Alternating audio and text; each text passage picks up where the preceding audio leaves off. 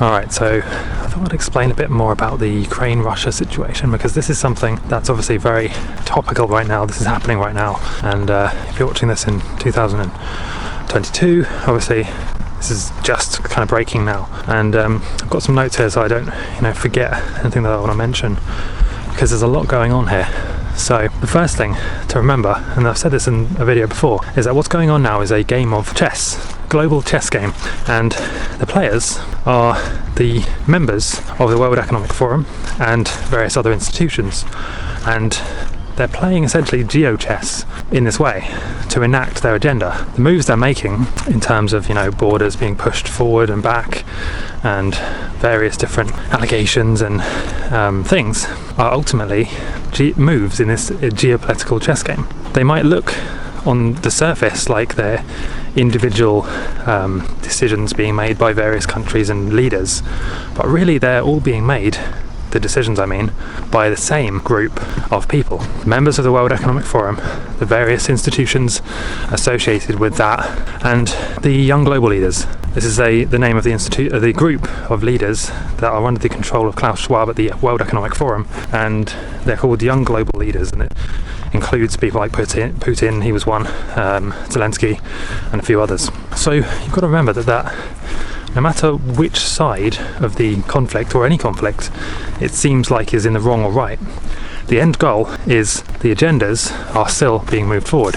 The same things that they want to happen. Like, for example, one world government, one world currency, one world religion, and consolidation of control and power at the very top, where a very few people dictate to the many, the main population, the majority of the world. So what you end up with is a situation where division and polarity, when people are divided and arguing, all that does is that makes it easier for them to consolidate power, because they don't need to argue or fight with any one side to impose their will.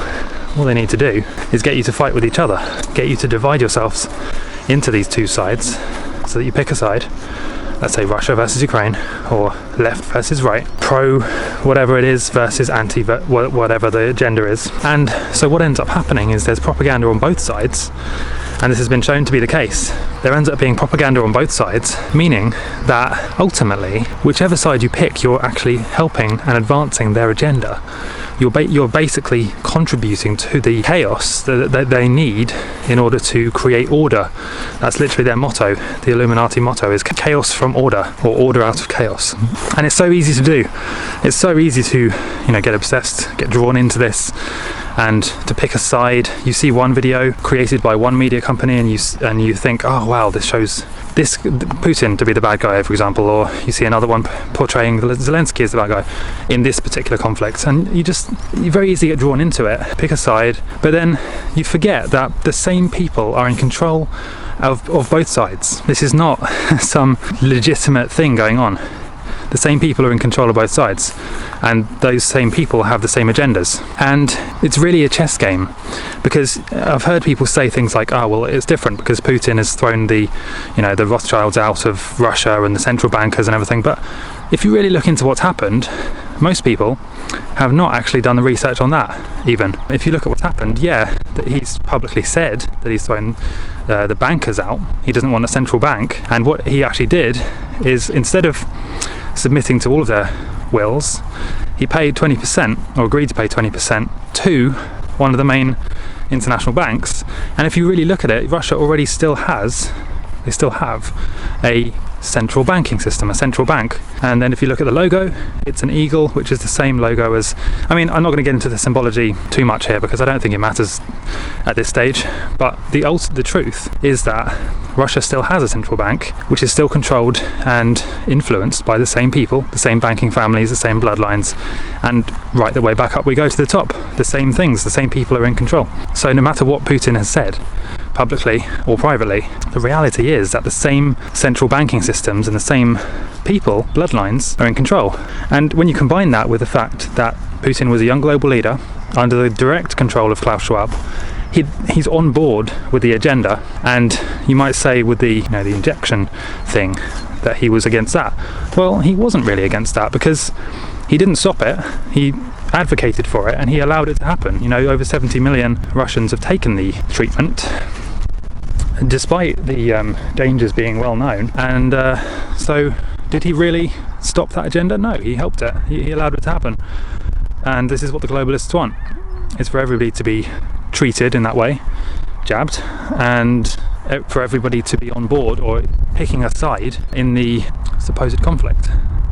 So it's a chess game, you know. It's not like if you pick one side you're right, if you pick the other side you're wrong. Both sides are in a way wrong. Violence in all forms is wrong, you know. War and manipulation and tyrannical control of people in any country is wrong. And it blows my mind when you see people saying like, oh no, we should be condemning this person or country or people, and how one is right over the other.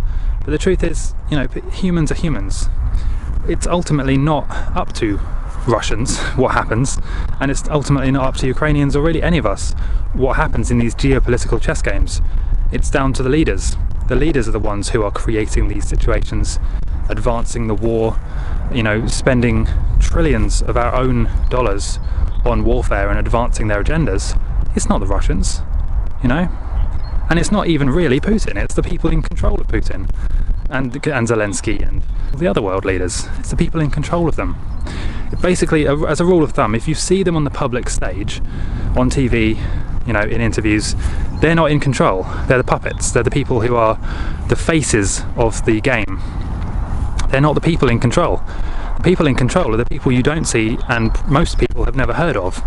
You know, it's the Rothschilds, it's the bloodline banking families, the Warburgs, you know, I could get into specifics, but it doesn't really matter because their agendas seem to be happening anyway, and it's so important to detach from that and to not, you know, condemn a whole country of people over something that it has nothing to do with them.